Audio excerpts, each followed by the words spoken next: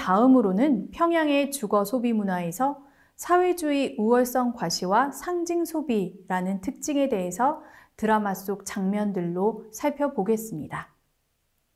주거 공간 변화에서 도시의 입체성을 담았다고 앞에서 얘기했는데요.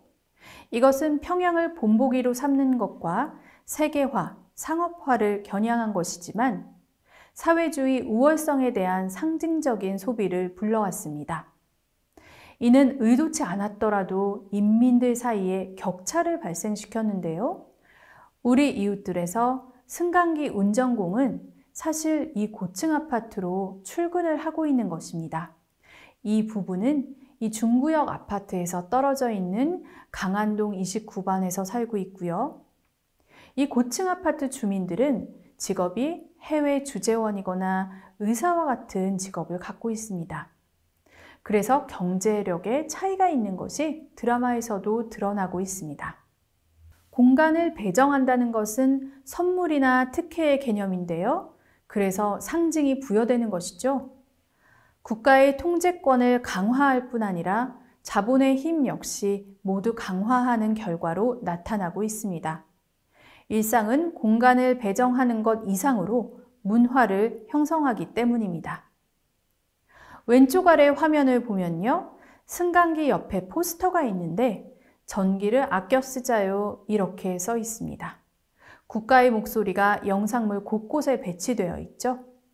전기가 부족하고 또 중요하다는 것을 이야기하고 있습니다. 그래서 이 고층 아파트의 승강기는 종종 자주 전기가 나갑니다.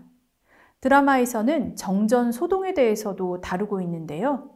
퇴근한 남편들이 21층 집까지 걸어서 계단으로 올라가야 한다면서 아파트 앞에서 준비 운동을 하고 있는 장면도 있습니다. 그리고 야간에는 승강기가 운영을 안 하는 것으로 보입니다.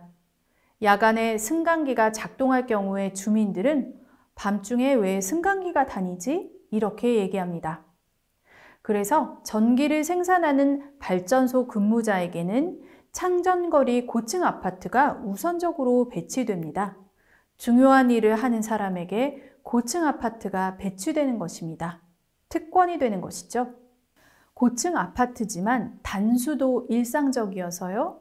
오른쪽 아래 화면처럼 승강기 운전공이 출근하면서 양동이를 들고 있습니다.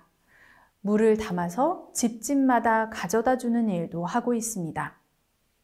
이렇게 전반적으로 에너지가 부족하지만 농촌보다는 도시에, 도시 중에서도 평양, 그리고 고층 아파트에서는 그나마 사정이 좋은 편이어서 계층에 따라 공간과 시간의 속도가 다르게 움직이고 있는 것을 볼 수 있습니다. 국가가 이 특권을 누리는 계층을 정해주는 것이 사회주의고요. 우월성을 나타낼 자원이 된다고 하겠습니다. 살림집 배정에 있어서 차이는 주거 소비 문화의 격차를 가져오는데요. 여기 의사 부부는 자녀들이 롤러스케이트를 사달라라고 말하니까 바로 다음날 사줍니다. 그래서 이 가족은 모두 안전모를 쓰고 롤러스케이트를 타러 놀러 갑니다. 하지만 승강기 운전공네 집 아들은 그렇지가 못합니다.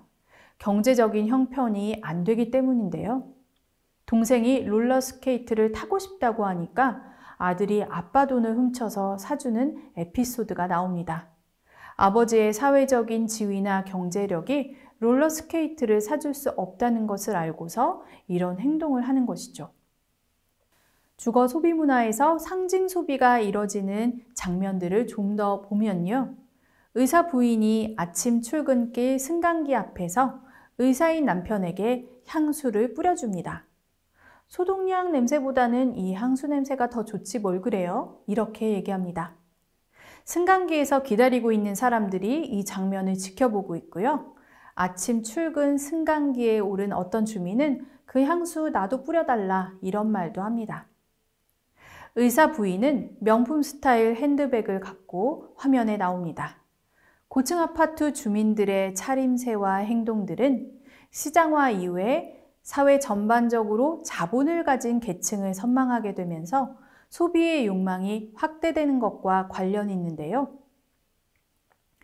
시장화의 산물들을 손에 하나씩 들고 경제력과 지위를 상징하면서 사회주의 우월성을 선전하고 있는 것처럼 보입니다.